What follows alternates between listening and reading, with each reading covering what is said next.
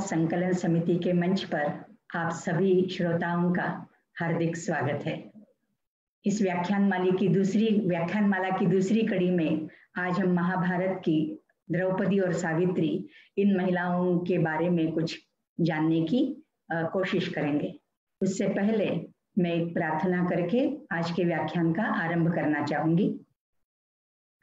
आयातु वरदा देवी अक्षरं ब्रह्म संमितं गायत्री छंदसां माता इदं ब्रह्म जुषस्वनः।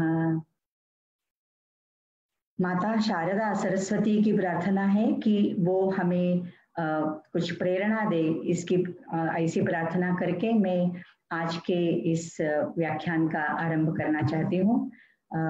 ये कल की तरह थोड़ा सा पीपीटी किया है मैंने, तो उसके जरिए हम थोड़ा जानने की कोशिश करेंगे। तो यद्यपि मेरा विषय आज का इसके बारे में है, it is not going further. एक मिनट।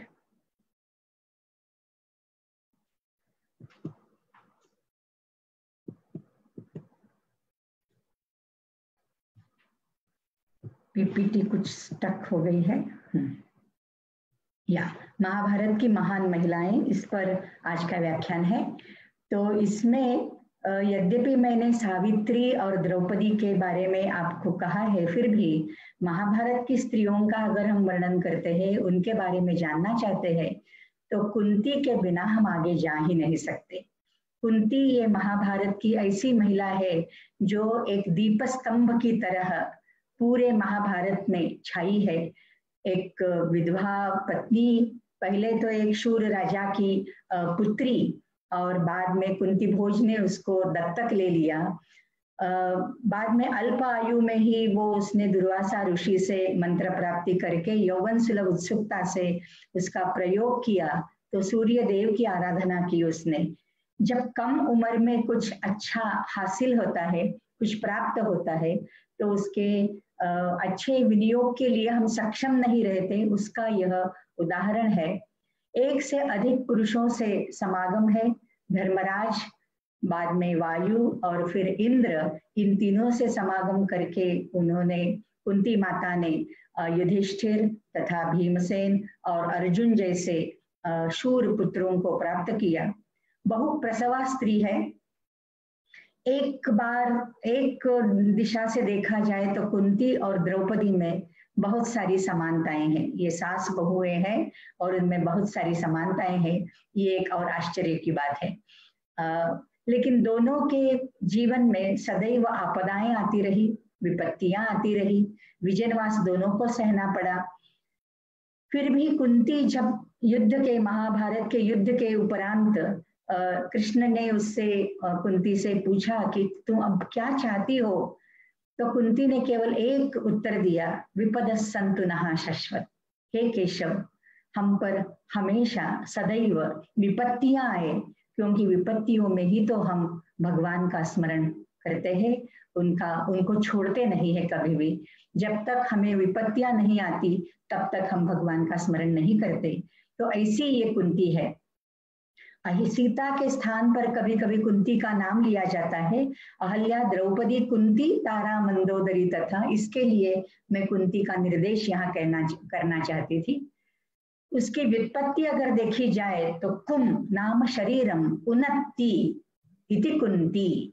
उन्द क्लेदने ये धातु है इसमें, जो धातु समुद्र इस शब्द में भी है। सम अतः उन्द, सम और उन्द, इन दोनों से समुद्र शब्द बनता है। उसी तरह कुम ये है शरीर का वाचक।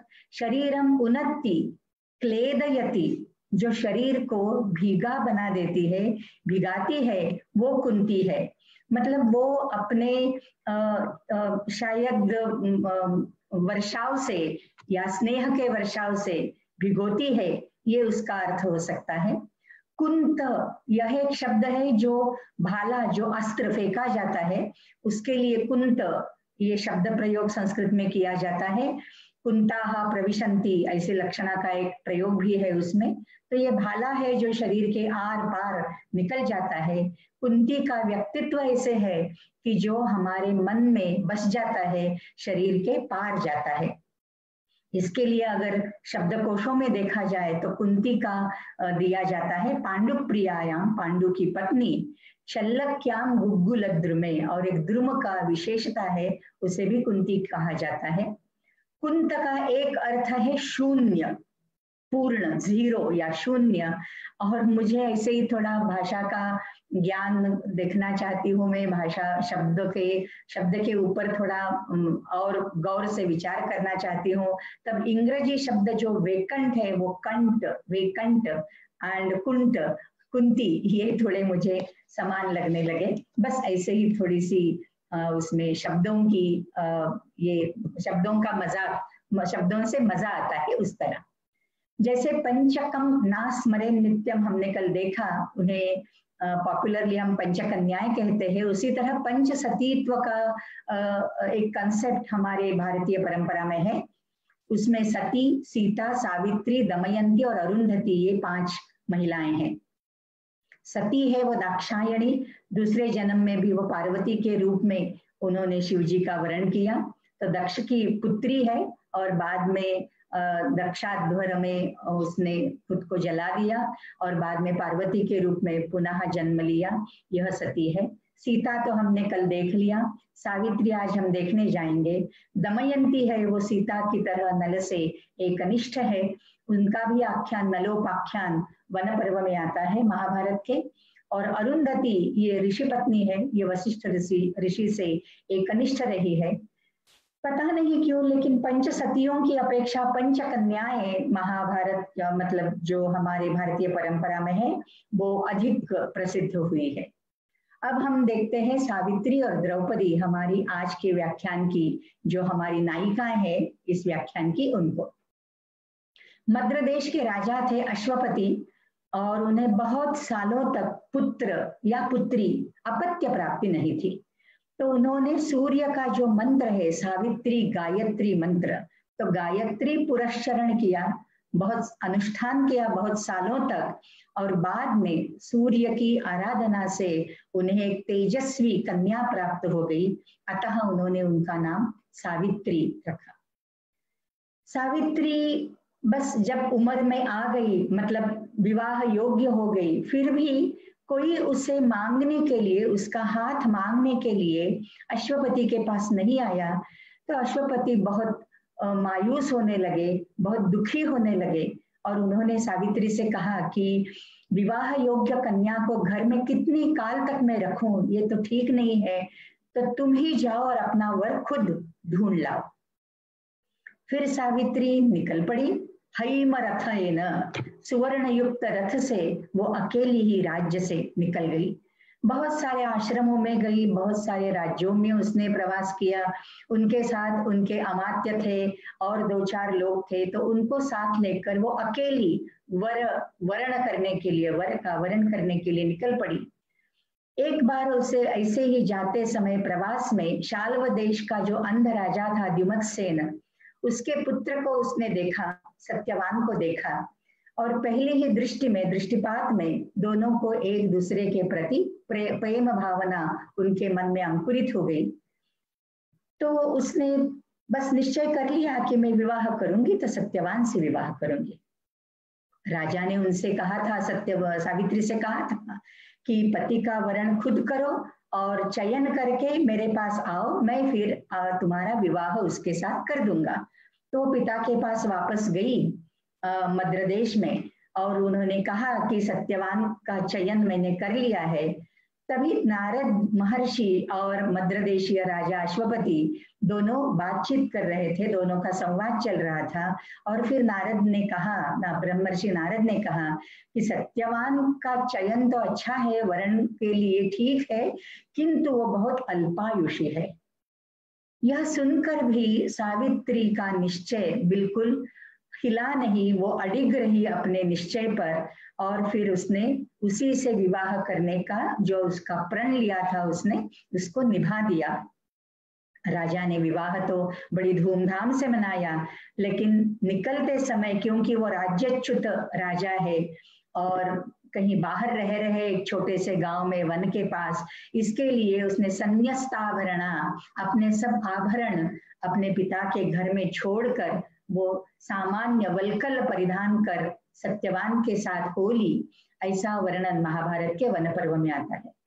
विवाह का निर्णय हो या वनवास का निर्णय हो, संपूर्ण संपत्ति के त्याग का निर्णय हो, विपत्ति का सामना करने का खुद का उसने निर्णय लिया है। राजकन्या होकर भी एक सामान्य स्त्री की तरह उसने जीवन यापन किया। सासू माँ की सेवा की, अंध श्वशुर की सेवा की। यह सब कथा भाग जो आता है वो वन पर्व में इस समय आता है जब युधिष्ठिर मार्कंडेय ऋषि से पूछते हैं कि जैसे द्रौपदी इतनी विपत्तियों का सामना कर रही है और पतिव्रता धर्म का पालन कर रही है, क्या ऐसा कभी पूर्व हुआ है? तब मार्कंडेय ऋषि ने सावित्री का आख्यान वर्णन किया, दमयंती का आख्यान वर्णन किया। इस तरह से कथा भाग आता है। कल हमने देखा रामायण में कि अहल्या का जो आख्यान है वो विश्वामित्र ऋषि ने श्री रामचंद्र जी को कथन किया था। यहाँ पर युधिष्ठिर से ऋषि मार्कंडेय ने सावित्री का आख्यान कथन किया।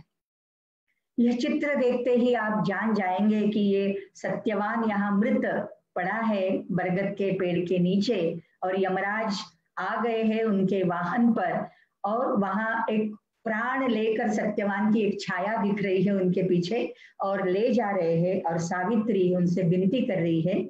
इस तरह का यह चित्र पूरी कथा को हमें दिखा देता है। तो अल्पायुषी सत्यवान के मृत्यु के 3 दिन पहले से, मृत्यु की तिथि उनकी निश्चित थी, नारद ने बताई थी, तो उससे 3 दिन पहले त्रिरात्र उपोषितम, त्रिरात्र का उपवास सावित्री ने किया। और चौथे दिन, चतुर्थ दिन में जब सत्यवान लकड़ी काटने के लिए वन में गए तब उनके साथ वो भी गए। सत्यवान ने उनको मना किया, परावृत्त करने का प्रयत्न किया, लेकिन वो उनके साथ गई। जब थककर सत्यवान बरगद के पेड़ के नीचे सावित्री की गोद में लेट गए, वह उनकी मृत्यु का क्षण था। तो यमराज आ गए प्राण हरण करने और उनका अच्छा वर्णन दिया है। रक्ताक्ष, लाल लाल आंखें हैं उनकी, उनके हाथ में पाश है और वो उनके वाहन पर आ गए। और आ गए तब सावित्री का जो पातिव्रत्य है, जो तेज है, उसके बलबूते वो यमराज को आते देख सकी। तब उसने संभाषण शुरू किया कि आप यहाँ क्यों आए हो? तो यमराज ने कहा कि मैं पति के प्राण हरने आया हूं, और एक अंगुष्ठ मात्र पुरुष, ऐसा वर्णन आता है वन पर्व में। एक अंगुष्ठ मात्र मतलब अंगूठे की जैसे मतलब ये ऊंचाई है, उतने पुरुष को मतलब हृदय से निकाल कर वो निश्चेष्ट कलेवर फिर नीचे गिरा पड़ा पेड़ के नीचे, और उसमें से प्राण तत्व निकाल कर वो जाने लगे पाश में बांध कर। तब सावित्री उनके पीछे पीछे जाने लगी। यमराज ने उनको परावृत्त करने का बहुत प्रयत्न किया, लेकिन सावित्री अडिग रही और चलती रही। तो उससे पीछा छुड़ाने के लिए यमराज ने कहा, चलो एक वर मांग लो, तुम्हें जो चाहता है, सत्यवान के प्राण छोड़कर जो मांगोगी वह मैं तुम्हें दे दूंगा। फिर उसने पहला वर मांग लिया कि अंध श्वशुर को दृष्टिदान दिया जाए। उसने तथास्तु किया। उसने सोचा अब ये चली जाएगी, वो तो चलती रही। फिर दूसरा वर मांगने के लिए कहा तो गत वैभव की प्राप्ति और राज्य प्राप्ति की कामना उसने की।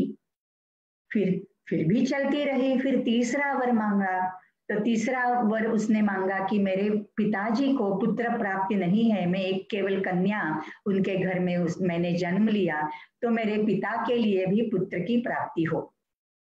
वो भी किया, फिर भी वह हटी नहीं। और इस समय मतलब बहुत देर तक वो उनके साथ चलती रही।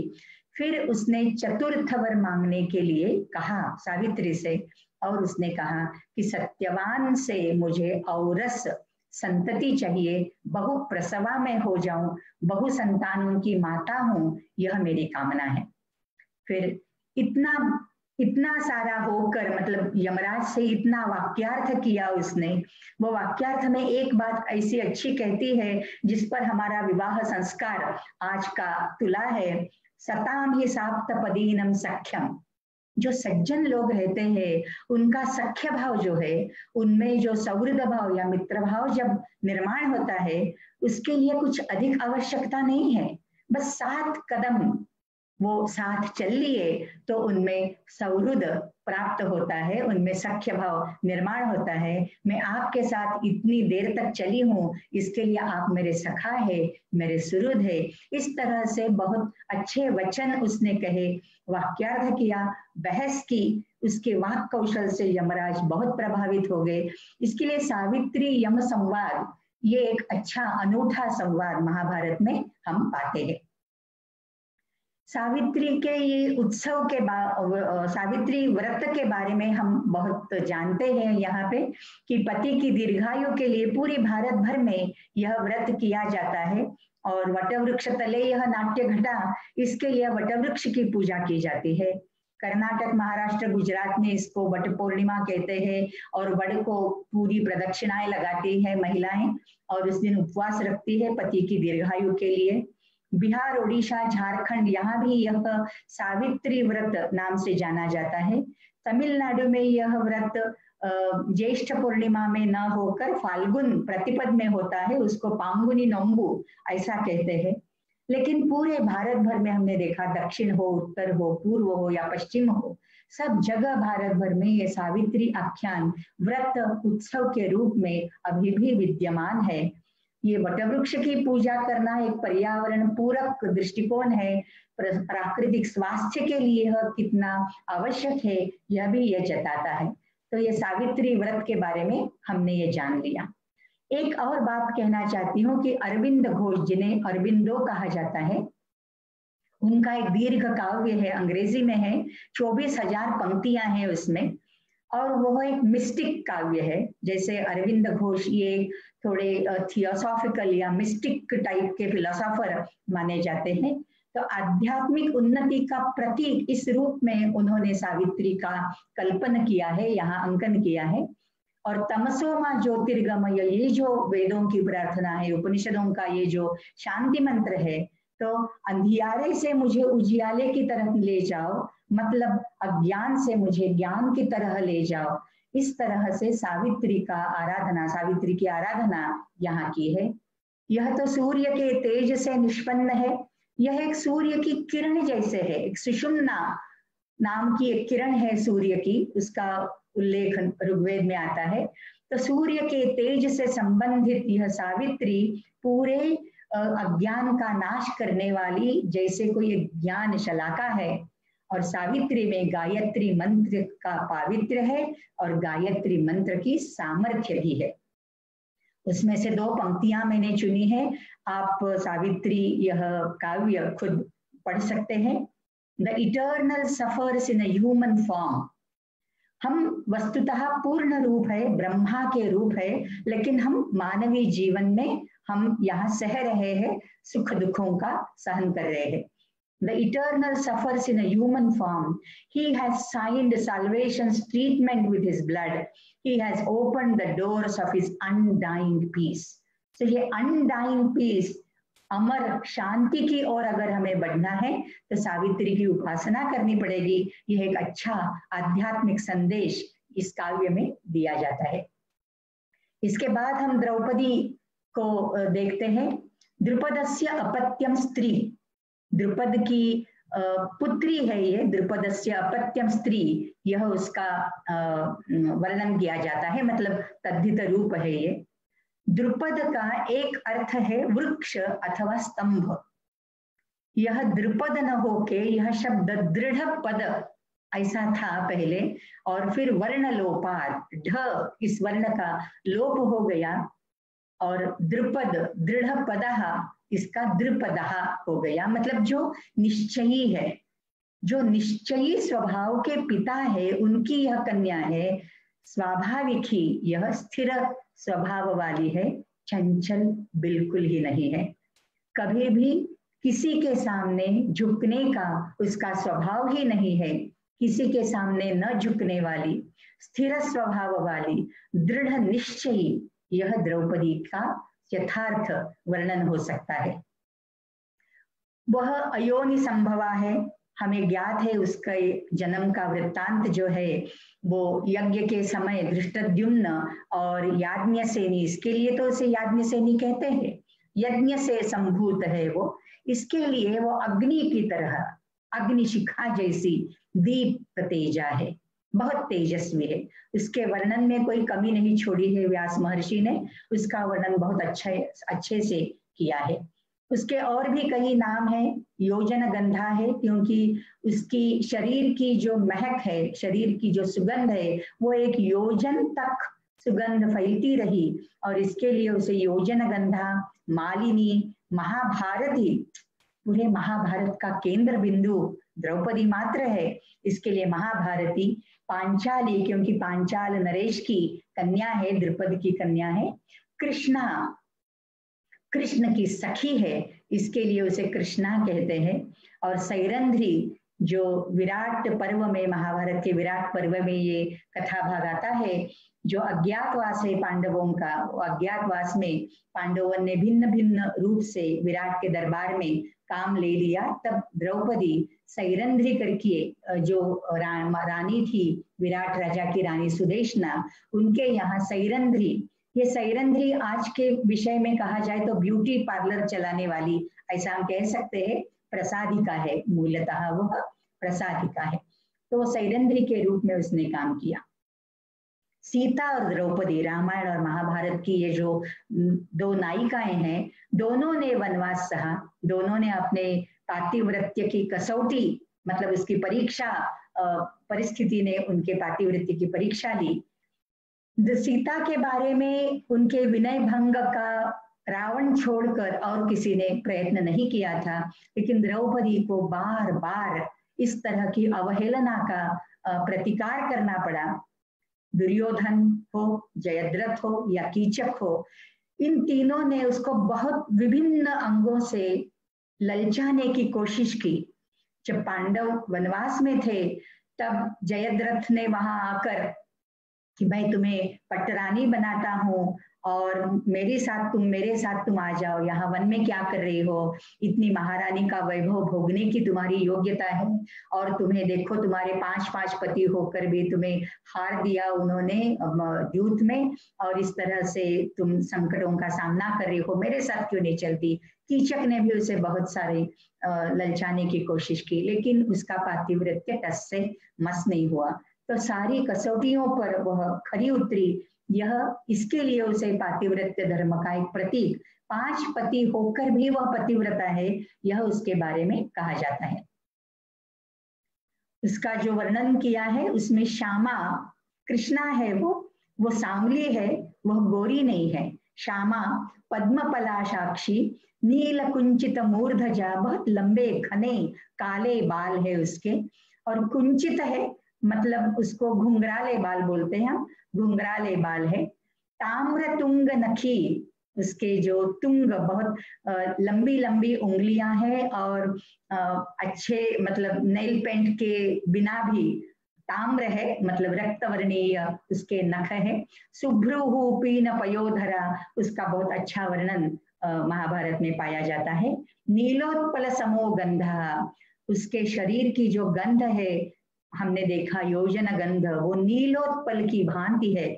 और यस्याह क्रोशात् प्रधावती, एक क्रोश से वो शरीर की गंध कोई भी आग्रहण कर सकता है।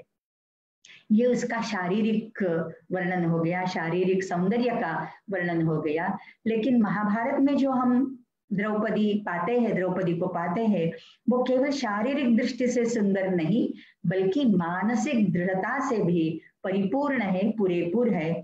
सो एक आद्य सबला महिला है वो, जैसे हमने कल सीता जी के बारे में कहा कि वो अबला नहीं है, सबला है, उसी तरह द्रौपदी भी सबला है।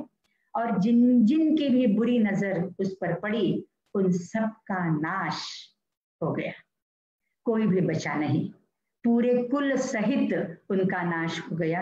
चाहे रामायण में संपूर्ण रावण कुल का हो या महाभारत में संपूर्ण कुरुकुल का विध्वंस हो, एक स्त्री को अपमानित करने का क्या परिणाम भुगतना पड़ता है, यह एक मर्यादा भारतीय परंपरा में जो पाई जाती है, उसका प्रतीक रामायण और महाभारत, यह हमारे दो ऐतिहासिक काव्य है।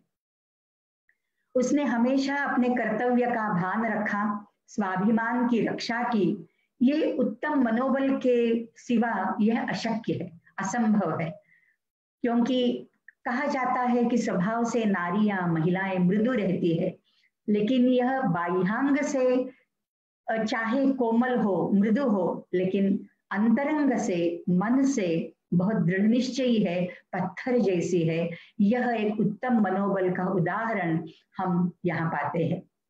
पांडवों की अच्छी सलाहकार है, न केवल पत्नी है किंतु प्रिय सखी है। जैसे रघुवंश में वर्णन आता है, गृहिणी सचिव सखी मिथा प्रिय शिष्या ललिते कलाविधो, उस तरह का वर्णन हम द्रौपदी में पाते हैं। अच्छी सलाहकार है। भारवी का एक अच्छा काव्य है किरातार्जुनीय करके, तो उसमें युधिष्ठिर भी वन में द्रौपदी की सलाह लेते हैं और उससे राय मांगते हैं। इस तरह से अच्छा खुले वातावरण में, जैसे हम डेमोक्रेटिक बोलते हैं, डेमोक्रेटिक वातावरण में चर्चाएं होती है कि आगे हमें क्या करना चाहिए, तो द्रौपदी उसका एक अविभाज्य अंग है सलाहकार के रूप में। भिन्न स्वभाव के 5 पांडवों में ऐक्य स्थापन करना, 5 भिन्न भिन्न स्वभाव के ये शूर पति है उसके, और आपस में उनको झगड़ने से रोकना, यह द्रौपदी का सबसे बड़ा काम था। वस्तुतः वन पर्व में ही यह कथा भाग आता है कि एक बार कृष्ण सत्यभामा को लेके उनके पास आते हैं, शायद यह अगले स्लाइड में रहेगा एक चित्र वो उसका, लेकिन वो सत्यभामा उसे पूछती है कि कृष्ण के भी तो 16,000 स्त्रियां हैं, लेकिन कृष्ण को कैसे मेरे मुट्ठी में मैं रखूं, मुझे पता नहीं चलता। तो इस तरह जब वो संवाद करती है कि वो रुक्मिणी को ज्यादा प्रेम करते हैं और मुझसे थोड़ा प्रेम कम करते हैं, ऐसी जब वो थोड़ी महिलाओं की जैसी बातें चलती है सत्यभामा की और द्रौपदी के बीच, तब द्रौपदी जो कहती है वो बहुत सुनने लायक, मतलब मनन करने लायक बातें हैं कि एक पति की बात दूसरे पति को वो कभी नहीं कहती है।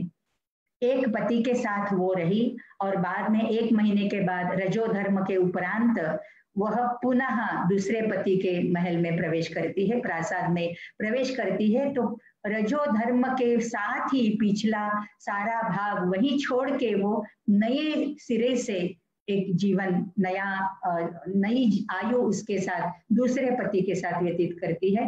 तो इसलिए उन्होंने 5 पतियों को कलह से दूर रखा, उनमें ऐक्य प्रस्थापित किया।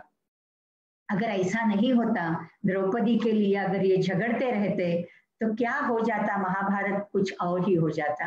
कन्नड़ में, मैं कर्नाटक से हूँ, तो एक छोटा सा एनेक्डोट है, मैं बताना चाहूंगी कि कैसे द्रौपदी ने 5 पतियों से उसकी शादी हो गई। वैसे तो महाभारत में कथाएं आती है कि उसने पूर्व जन्म में पतिंदेही 5 बार शिव जी से प्रार्थना की, इसके लिए 5 पति मिल गए, ऐसी कुछ कहानी महाभारत में आती है। लेकिन कर्नाटक में एक ऐसी छोटी सी घटना है, जब वो वनवास गए थे 5 पांडव, ब्राह्मण वेश में वो गए थे स्वयंवर के लिए, वो तो राजपुत्र बन के नहीं गए थे। आपको तो कथा भाग सब मालूम है, लाक्षागृह का दहन के उपरांत, लाक्षागृह दाह के बाद वो वहां गए थे ब्राह्मण वेश में, और वहां उसने मत्स्य का भेदन किया और अर्जुन ने जीत लिया। तो वो 5 द्रौपदी को लेकर अपने घर गए, कुटिया में रहते थे, एक गांव के बाहर रहते थे। तो वहां वो गए और उन्होंने, मतलब कुटिया के बाहर से माँ से कहा, माँ कुंती अंदर थी, राजमाता कुंती, अम्मा ಒಂದು ಹೆಣ್ಣು ತಗೊಂಡು ಬಂದೇವೆ, we have brought one girl, kanya, hennu is a kanya, girl, and it is said that Amma Kunti, she heard it as hannu, and hannu means a ripe fruit, पका हुआ फल। तो उसने कहा कि 5 आपस में बांट लो। जो भी है, जो भी मिलता है वन में मिलजुल कर खाना है, बांट के खाना है, यह उसका संस्कार था। तो उसने कहा पांचों आपस में बांट लो। और यह कहकर वो बाहर आई तो उसने देखा अरे यह हर्ण नहीं है, हर्ण है, कन्या है। लेकिन जो वचन उसके मुंह से निकल गया, तो मतलब 5 पतियों की पत्नी वो कैसी बनी, इसके लिए एक छोटी सी यह एक कहानी बताई जाती है, बहुत ही रंजक कहानी है। तो ये जो द्रौपदी है, मैंने कहा कि केवल शारीरिक रूप से सुंदर है ऐसा नहीं, आत्मबल है उसमें, मनोबल है, उसका प्रतीक, उसको एक महाकाली का अवतार मानने में आता है। द्रौपदी अम्मन, अम्मन मतलब कोई भी अम्मा, जैसे मरी अम्मन कहते हैं। ये साउथ में थोड़ा, सदर्न इंडिया में इस तरह की प्रथाएं बहुत है। तो महाकाली के रूप में अलग अलग स्थल देवताओं का पूजन होता है, उनकी आराधना होती है। तो ग्राम देवता के रूप में द्रौपदी अम्मन का पूजन होता है। कर्नाटक, आंध्र प्रदेश, तमिलनाडु, इतना ही नहीं श्रीलंका तक द्रौपदी के 400 से अधिक मंदिर है। आप गूगल स्वामी से पूछ सकते हैं, गूगल कर सकते हैं द्रौपदी अम्मन और उसके मंदिर और उनके जो व्रत और उत्सव रहते हैं। एक उन्मादी उत्सव रहता है, आग पर चलना, यह उसका एक प्रमुख अंग है। और न केवल पुरुष अपितु स्त्रियां भी, एक चित्र मैंने यहाँ से गूगल से लिया है, स्त्रियां, बालक, बालिकाएं भी अपने हाथ में वो नीम के पत्तों का एक स्तबक लेके वो अंगारों पर चल के जाती है। तो ये उन्मादी उत्सव का एक भाग है। सीता और द्रौपदी ये दोनों ही वैदिक अदिति से संबंधित है, मिट्टी से संबंधित है, किंतु सीता के उत्सव नहीं है, द्रौपदी के उत्सव है। कुंती और द्रौपदी इन दोनों में भी अधिक साम्य है। जैसे मैंने शुरुआत में कहा था, सास बहू है फिर भी दोनों में बहुत साम्य है। तो दोनों का प्राकृतिक सौंदर्य का वर्णन महाभारत में आता है। दोनों की वासना बंध जो है, दोनों के वासना बंध वो भी अमर्याद है, उनका भी वर्णन व्यास महर्षि करते हैं, हिचकिचाते नहीं है। तो इस तरह से मूलतः अदिति जो बहुप्रसवा है, अदिति से पूरी सृष्टि निर्माण हो गई, अदिति ही पूर्व में थी और वही उत्तर में है, ऋग्वेद में उसका वर्णन आता है, 12 आदित्य उसके पुत्र है। तो इस तरह अदिति से पूरा ब्रह्मांड निर्माण हो गया। इस तरह से कुंती और द्रौपदी ये बहुप्रसवा स्त्रियां हैं, ये अदिति का एक रूप है, भूमाता का रूप है, ऐसा कहा जाता है। हाँ, यहाँ यह चित्र है जो मैं कहना चाहती थी। जो बीच वाला चित्र है वो सत्यभामा और द्रौपदी आपस में बात कर रहे हैं और पीछे कृष्ण और 5 पांडव वहां बैठे हैं। तो ये संघर्ष का जो कारण है हस्तिनापुर का वंश परंपरागत राज्य, लेकिन इस संघर्ष में मतलब द्रौपदी के लिए महाभारत नहीं हुआ, राज्य के लिए महाभारत हुआ। लेकिन वो राज्य में द्रौपदी को दांव पर लगाया गया, इसके लिए द्रौपदी इसका केंद्र बिंदु बन गई। राज्य से हटकर केंद्र बिंदु द्रौपदी तब बनी जब उसको दांव पर, द्यूत में, सभा पर्व में द्यूत में दांव पर लगा दिया। इसके बारे में ऐसा कहा जाता है कि 5 पति होकर भी अकेली रही, अतः कृष्ण से उसका एक विशेष रूप से स्नेह है, सखा है उसका। इस बारे में मैं एक मराठी बुक में उसके बारे में कहना चाहूंगी। अरुणा ढेरे नाम की एक प्रख्यात लेखिका है मराठी साहित्य की, तो उनका एक कृष्ण किनारा करके एक पुस्तक है उनकी, बहुत अच्छी पुस्तक है। तो उसमें कुंती और कृष्ण का एक घनिष्ठ संबंध, राधा और कृष्ण का संबंध, उसी तरह द्रौपदी और कृष्ण का संबंध, इन सबके जीवन में कृष्ण एक किनारा है, एक तट है, उस रूप में वो हम उनको देखते हैं। तो कृष्ण किनारा, यह बुक आप अवश्य पढ़िए, यह पुस्तक अवश्य पढ़िए। तो 5 पति होकर भी अकेली, अतः कृष्ण से उसका एक वैशिष्ट्यपूर्ण संबंध रहा है। 5 पुत्र जने फिर भी वह अकेली रही, तो इसके लिए उसका मातृत्व बांझ रह गया, मतलब माता होकर भी वह पुत्रहीन हो गई। प्रतिशोध की आग में जलती रही, पूरी आयु उसने प्रतिशोध की आग में वह जलती रही। केवल राज्ञी पद का उपभोग लिया, लेकिन राजमाता यह उसके नसीब में कभी नहीं आया। तो उसके मन की परीक्षा, उसका मन किसी ने भी नहीं जाना, केवल कृष्ण ने जाना। इसके लिए कृष्ण के प्रति उसका एक वैशिष्ट्यपूर्ण स्नेह बंध रहा है, अकारण बंधु इस तरह से। और इसीलिए इसके बारे में हम वो जो एक कहानी अक्सर हम बोलते हैं कि सभा पर्व में जब शिशुपाल का वध कृष्ण ने किया सुदर्शन चक्र से, और बाद में चक्र उनके उंगली में आकर विराजमान हो गया, तब उनकी उंगली को थोड़ी क्षति पहुंची और वहां से रक्त बहने लगा। तब द्रौपदी ने अपना जो भारी भरकम शालू, मतलब जो अच्छा बनारसी या कुछ भी, मतलब अच्छा एक वस्त्र था, उसको फाड़ कर उसको बांध दिया। तब से ये मतलब बहन और भाई की मतलब बहन की रक्षा करना ये भाई का कर्तव्य है। इस तरह से कृष्ण ने उनसे वादा किया, उनको वचन दिया द्रौपदी को कि तुमने इस वस्त्र से मेरी रक्षा की है, आज तुम्हें जब भी आवश्यकता पड़ेगी मैं तुम्हें वस्त्र दे दूंगा। और यही कथा भाग बाद में आता है कि वस्त्र हरण का जब प्रसंग आता है तब कृष्ण ने, ये सब कथाएं हैं, इसके पीछे जो भाव है उसे हमें देखना है। हर संकट से कृष्ण ने उनको बचाया है। एक और बात कहना चाहूंगी यहाँ पे कि भीमसेन, 5 पांडवों में से भीमसेन जो है वो भी द्रौपदी का मन बहुत अच्छी तरह से जानते हैं। और जब भी द्रौपदी मतलब सुलगती रही, ऐसी आग में जलती रही, तो उसको बुझाने का थोड़ा सा प्रयास जितना हो सके उतना भीमसेन ने किया है। विराट पर्व में कीचक का वध, अगर भीमसेन वहां बल्लवाचार्य के रूप में ना होते, वहां तक कृष्ण नहीं आए, तो वहां उनका जो रक्षण है वो भीमसेन ने किया। जयद्रथ से भी उसका रक्षण भीमसेन ने किया। तो भीमसेन ये एक पांडवों में से ऐसा पांडव है कि जो मतलब रांगड़ा गड़ी ऐसे मराठी में बोलेंगे उनको, वायुपुत्र है, बहुत शक्तिशाली है, लेकिन बहुत कोमल भाव है, उनका अंतःकरण बहुत कोमल है। और वो द्रौपदी को किस तरह उनका रक्षण करने का भरसक प्रयत्न किस तरह कर सकते हैं, अपनी जान निछावर करके कर सकते। इस तरह बहुत कठिन ऐसे व्यक्तित्व में एक इतना मृदु कोमल हृदय पाना, यह भीमसेन के लिए हम देख सकते हैं।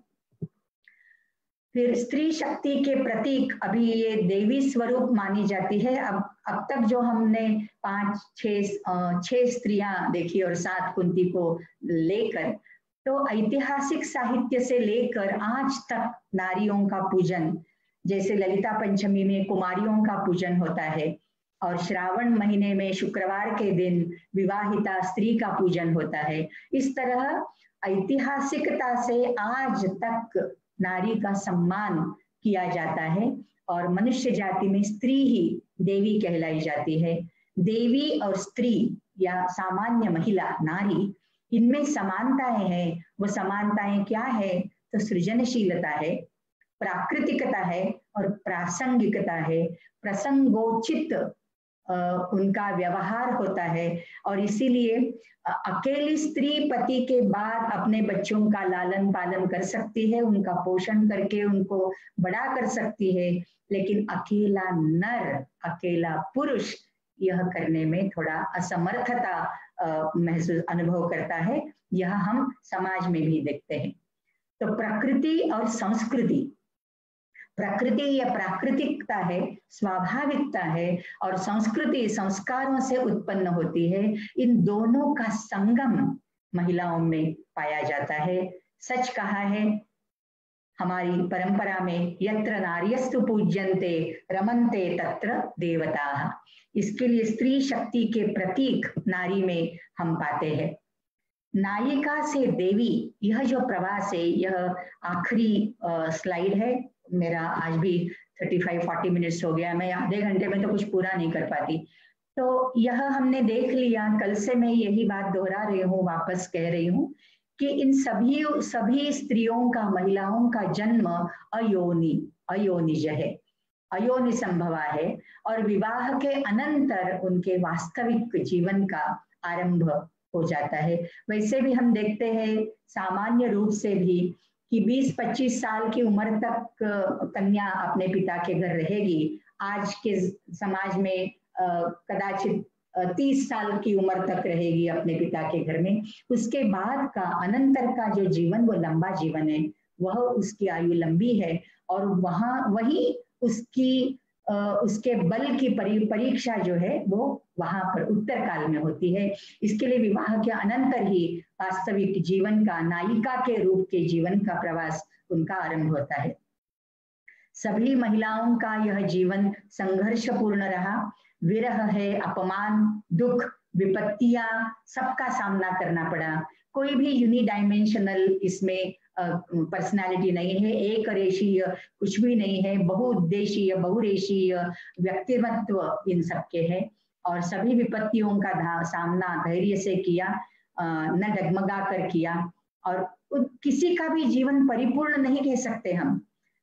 सीता जी का भी जीवन परिपूर्ण नहीं है, द्रौपदी का तो बिल्कुल ही नहीं है, कुंती का नहीं है, किसी भी अहिल्या का भी तो नहीं है। लेकिन फिर भी कुछ कर दिखाने का अवसर उनको जब मिला प्राप्त परिस्थिति में, उसका लाभ उठाकर उन्होंने अपने आप को सिद्ध किया, प्रतिकूल परिस्थितियों में खुद को सिद्ध किया। इसलिए इन सब महिलाओं को प्रातस्मरणीय महिलाएं या देवी स्वरूप महिलाएं, यह बिरुदावली उनको प्राप्त हो गई। इसके लिए हम कहते हैं कि अहल्या, द्रौपदी, सीता, तारा, मंदोदरी तथा पंचकम नास्मरे नित्यम महापातक नाशनम। तो आपने इस व्याख्यानमाला की 2 कड़ियों को कल और आज सुना और आपके बहुत सारे रिमार्क्स मैंने फेसबुक पे कल रात को देखे, तो मैं धन्यवाद देना चाहूंगी आप सबको।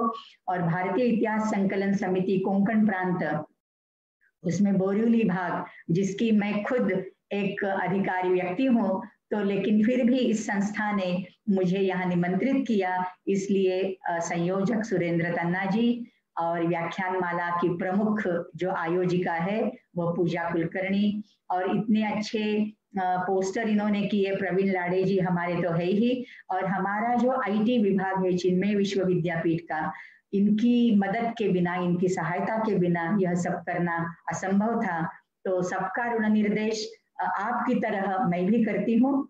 फिर कभी मिलेंगे और किसी मंच पर, तब तक के लिए विराम देती हूँ अपनी वाणी को। धन्यवाद, नमस्ते।